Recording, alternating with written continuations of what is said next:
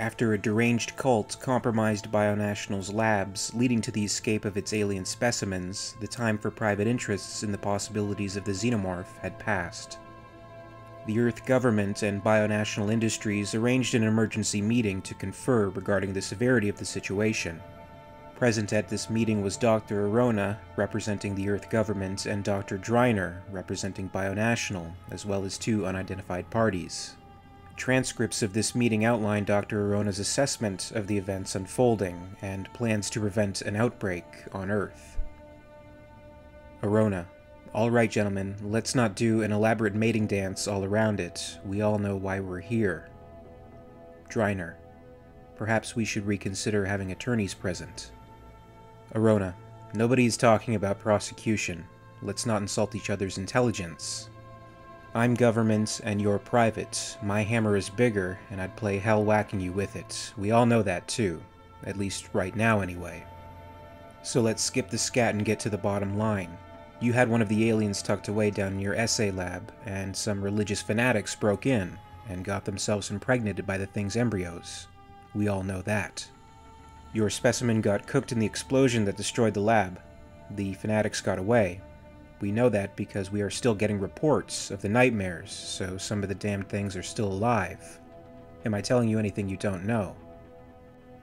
Driner: we, are aware of this. Arona: I thought you might be. Gotta tap into our mainframe, but you don't have a line tied to our attack unit. Well, we found one of the attackers. Driner: with the implanted embryo? Arona: unfortunately no. This man's chest had been burst from the inside. He'd been dead for half a day when our team uncovered him in New Chicago. There was no sign of the newborn alien. Driner: shit. Arona: I share your sentiments, Doctor.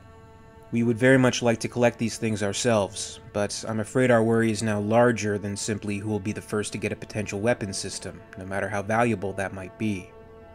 Driner: what do you mean? Arona: Doctor, you understand how these things reproduce. Each one is a potential queen, is it not? Driner: yes, that is possible. Arona: we don't know how many of the fanatics escaped. Could be as many as a dozen. We've lost one of the newborn aliens.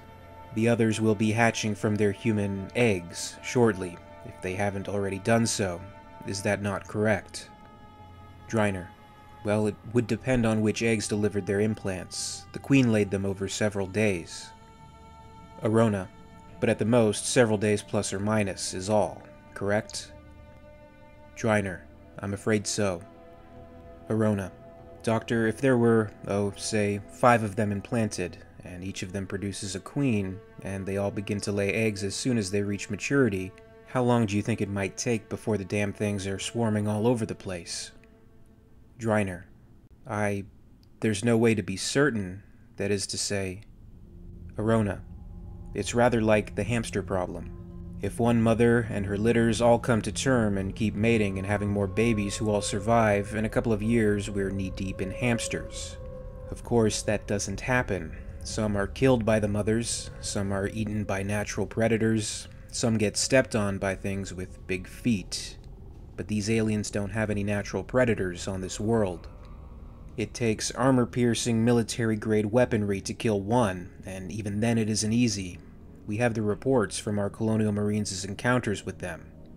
A Chinese farmer with a pitchfork, an Australian bird hunter with a shotgun. They'll be wasting their time trying to stop a full-grown alien with either of those weapons, correct?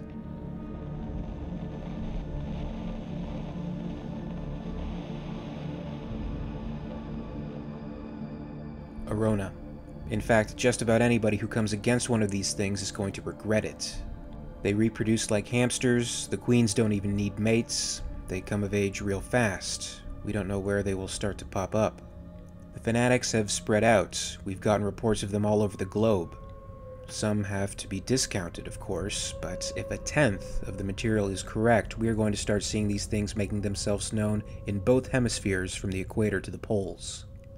Chicago is a long way from Lima. And gentlemen, that means we will all be in very deep shit. I expect your cooperation in every way to stop that.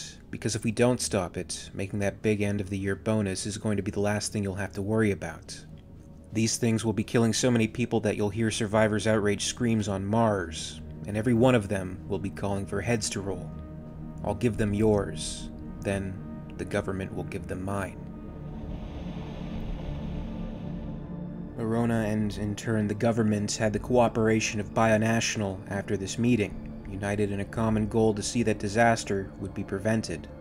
Arona was calm, cool, and collected as he shared his concerns, though his gravest concern was that at this juncture it may have already been too late. He didn't express his own worst fear, that the things would get well established enough so that the very survival of mankind on the planet would be in jeopardy. Of course, that was the worst-case scenario.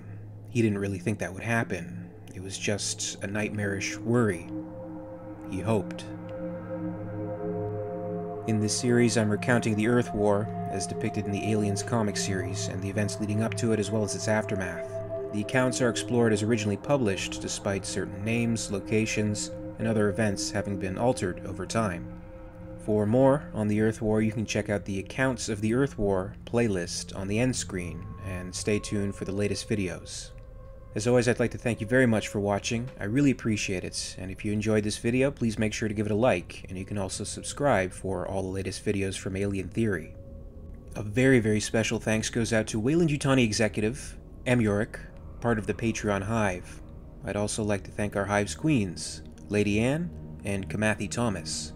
If you'd like to join the Hive and support the channel, check out my Patreon page for exclusive posts and contests.